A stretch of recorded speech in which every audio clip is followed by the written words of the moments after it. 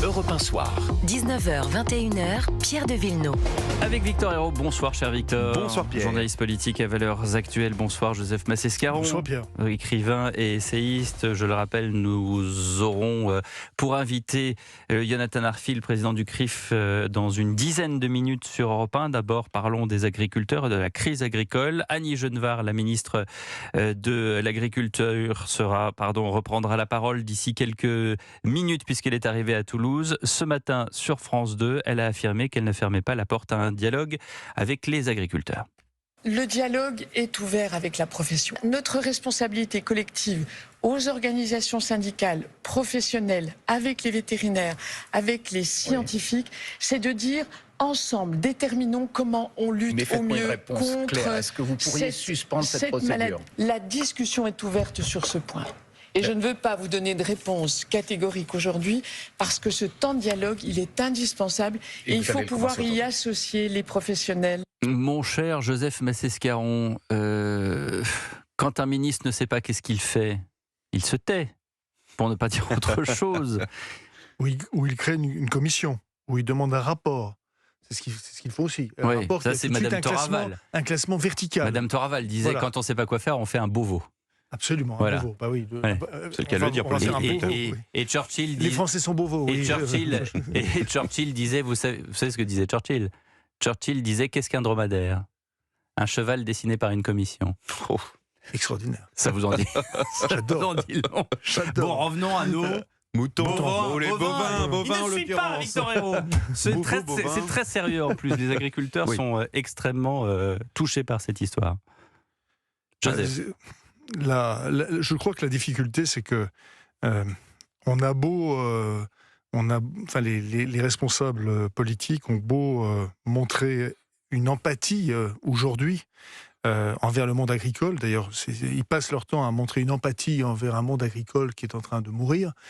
Il y a comment dire, la question qui est la question aujourd'hui, qui est vraiment une question existentielle, c'est qu'est-ce que nous voulons faire de nos agriculteurs ? Là, on est vraiment à un point définitif. Parce qu'il y a cette crise, qui est une crise réelle, on va en parler. Il y a la question, bien sûr, du Mercosur, qui se rajoute. Et il y a cela à rajouter l'Ukraine.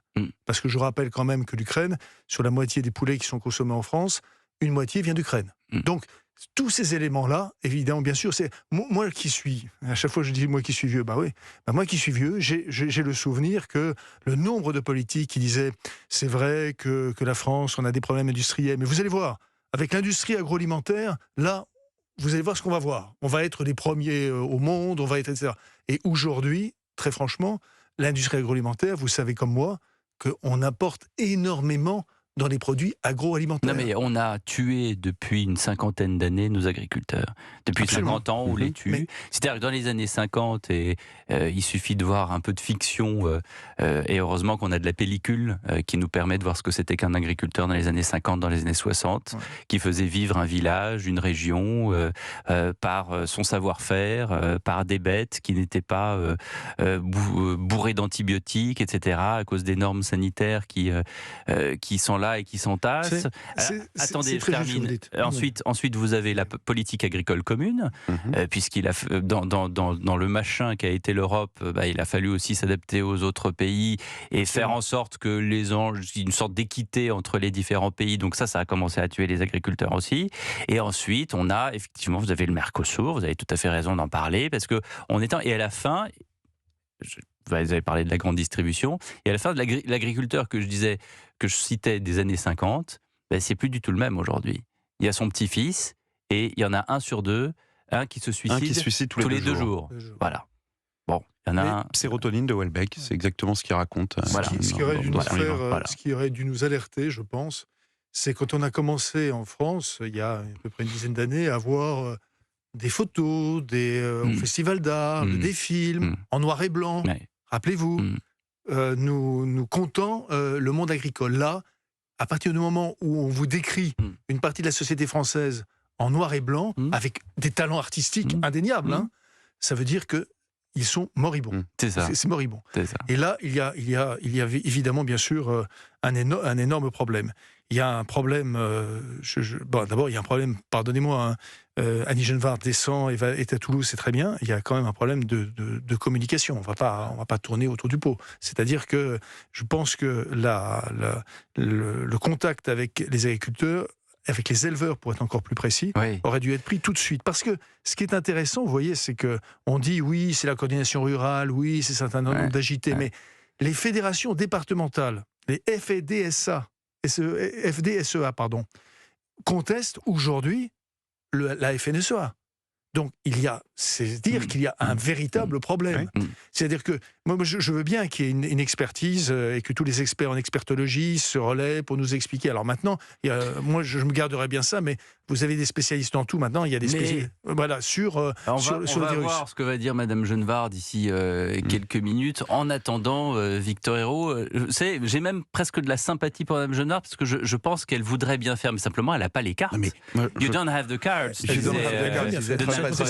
Mais c'est ça, elle peut rien faire. Je mets de côté la personne de Madame Genevard, je n'ai rien contre elle personnellement. En revanche, que ce gouvernement, elle y comprise puisqu'elle est au front sur cette question-là, soit encore dans la réaction et n'ait pas anticipé ce qui allait se passer, ça me sidère. On a l'impression, ils réagissent comme si c'était la toute première crise. Comme s'il n'y avait pas eu les gilets jaunes, comme s'il n'y avait pas eu les agriculteurs des gens en 2024, comme s'il n'y avait pas eu le Covid. C'est les mêmes débats, c'est les mêmes questions, c'est les mêmes reproches de déconnexion, c'est les mêmes reproches de consignes tombées du haut avec le soutien policier contre des citoyens qui ne comprennent pas pourquoi on leur impose ces mesures-là. C'est la même absence d'écoute. Et là, le dialogue est ouvert, nous dit-elle. Il aurait fallu l'ouvrir dès le départ. Et il y a ce truc cynique dont parlait Joseph, c'est qu'au début, on laisse filer. On attend de voir si ça va s'éteindre. Voilà. Et ça, c'est quand même. C'est indigne. Et le monde agricole est une poudrière, on ne le découvre pas à l'instant. Bon, on savait que ça allait s'enflammer d'un coup. Pourquoi a-t-il attendu avant d'apporter des réponses ou au moins un peu de dialogue entre le monde médical et les vétérinaires d'un côté et les agriculteurs de l'autre? Pierre a raison, on laisse filer et en même temps, on envoie la charge lourde répressive. Et on dit que c'est l'ultra-gauche. Et malheureusement, on s'aperçoit que ce n'est pas l'ultra-gauche.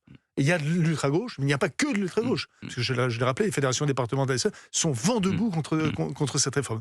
Il y a vraiment quelque chose d'inquiétant dans ce traitement. En fait, Victor Hérault disait pourquoi, s'interrogeait très, très légitimement, parce que moi je pense que fondamentalement, pour une grande partie des responsables politiques, les agriculteurs sont une variable d'ajustement. Et que finalement, lorsqu'on prend par exemple, lorsqu'on prend les nombres de vaches, en fait, dans leur tableau XL, les vaches, c'est comme une croix. Sauf qu'une vache, c'est pas une croix. Alors, je ne vais pas revenir à toutes les analyses brillantes et littéraires formidables d'un auteur trop tôt disparu qui était Benoît Dutertre, sur les vaches. Il a écrit des pages absolument admirables. Moi qui suis normand, pour moi, une vache, pardonnez-moi, c'est pas une croix. C'est pas une croix dans un tableau, c'est pas vrai. C'est un animal qui est un animal sensible. Quand on dit éleveur, c'est-à-dire que les agriculteurs accompagnent ces animaux. Et ça, c'est très très mal compris. Ne pas comprendre ça. C'est très très mal compris par une classe politique de l'échiquier politique qui disent non, puisqu'ils tuent les vaches, ils ne peuvent pas avoir un affect. Mais ça, il faut avoir mis les pieds, pardonnez-moi, je reprends votre pardonnez-moi parce qu'il est très sympathique, et dans les pelouses du pays d'Auge pour voir à quel point, ou le pays de Caux si vous voulez, à quel point la vache est là et elle fait partie en fait d'un écosystème, de l'écosystème de la vie du paysan qui l'élève. Mais là où je ne comprends pas, quand vous dites c'est un animal, c'est un animal sensible. C'est un animal qui perçoit, et parfois même il perçoit qu'il perçoit, dirait Leibniz. Donc c'est vraiment un animal. Et moi, d'ailleurs, la meilleure preuve, c'est que il parlait d'abattage, et maintenant, d'une manière sémantique, ils glissent, ils sont en train de parler de dépeuplement. Victor.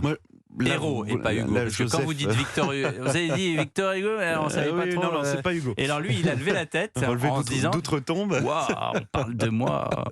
Non, mais ni Victor Hugo, ni Victor Hugo. Les contemplations, Notre-Dame de Paris. Je contemple tout cela avec un peu de désespoir. Mais Joseph, là, vous essayez d'expliquer à un ministre qu'il ne peut pas comprendre intrinsèquement. Il ne l'a jamais vécu, n'a jamais vécu auprès d'une vache. Il ne peut pas comprendre cela. En revanche, le politique, comprend très bien le risque qu'il y a lorsqu'il y a un soulèvement. Il y a des soulèvements qui sont moins graves que d'autres pour le politique. Le soulèvement agricole est toujours grave. Il bénéficie souvent, voire toujours, d'un grand soutien de la population. À l'approche de Noël, de la rentrée de janvier, de février, du salon de l'agriculture qui s'approche, je pense que même cyniquement, dès le départ, le politique aurait dû se dire attention, là il se passe quelque chose, il va y avoir quelque chose. On a déjà vécu ça en 2024, ça n'irait pas recommencer. Et pourtant, comme toujours, ils ont attendu. Ils ont recommencé, c'est la même méthode. C'est la définition du fou.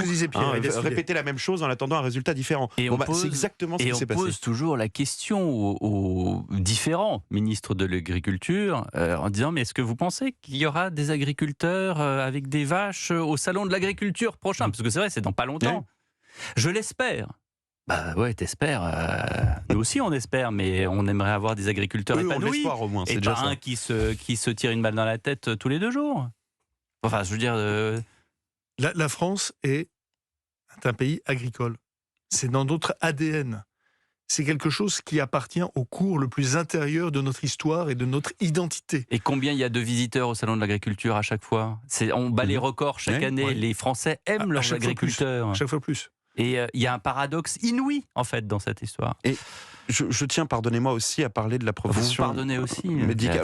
Tout le monde se pardonne, c'est le grande miséricorde ce soir, mais Noël approche. Je tiens à parler aussi de la profession des vétérinaires, parce qu'il ne faut pas mettre en opposition, en réalité, les vétérinaires, le corps médical d'un côté, et les agriculteurs de l'autre. Même s'il y a friction aujourd'hui, le vétérinaire voit, de son point de vue statistique et médical, l'agriculteur voit du point de vue de la chair de sa bête, donc de sa propre chair et de sa propre survie. Le politique est là pour faire l'intermédiaire entre les deux, pour faire dialoguer ces deux camps-là. 19h28, merci Victor et Joseph. On revient dans un instant, notre invité, le président du CRIF sur Europe 1, Jonathan Arfi, pour parler de l'attentat de Sydney. À tout de suite sur Europe 1.